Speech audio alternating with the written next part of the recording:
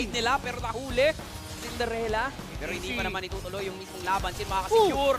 Si MidGC pa rin ang makakasecure ng Lord. At ayun yung kasalanan na abutan ng bala ng baril nitong si Wes. At dun sa likuran, si Clarence na lang muna ang kanilang isusunod. Flicker out. Pero dito sa gitna, meron ding aksyon. Sinasapak-sapak yung alien. Pero nandun na yung ulti. At ito na naman yung pagbawi ng bagong barangay. Sinful, Wes. Dito kay Wes. At nandun din yung setup ng galing mula kay Kyurem.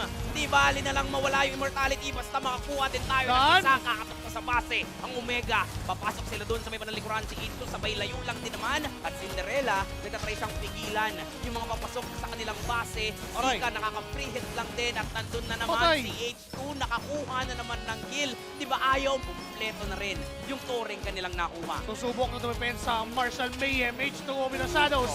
Kamuntik-muntikan si Cinderella pero nandyan na ang West Side Gela. Tinatapos na nga din eh.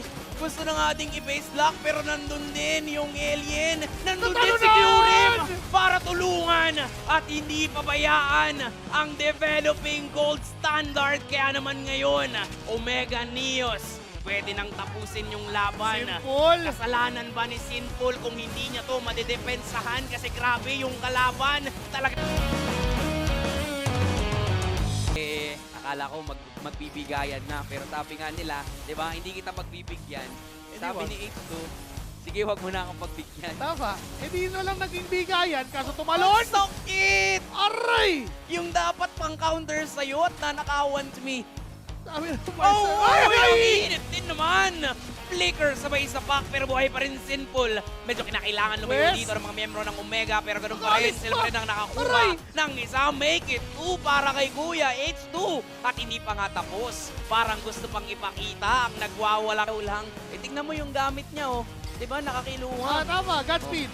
Diba? Ayan na yung Godspeed. God mode. Nandun na rin yung real world. Gagamitin nila dito pero pwede mag-tower lock. Pwedeng tapusin yung laban pero si Clarence talagang pigilan kahit paano dito ang side ng Omega. Ang aso nga lang, mamamatay pa rin siya. BGC diving in. Makakuha din naman ng isa, mamamatay si H2 pero hindi pa rin tapos ang Omega. Kakatok pa rin sa base ng Marshall Mayhem.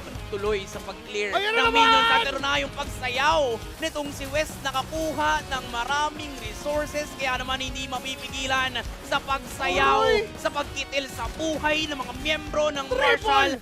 Triple kill na para sa kanya at pwede na ngang tapusin yung laban. Ganun na yata nagmamadali. Ginamit na naman yung ulti para makapag-tower lock at masik.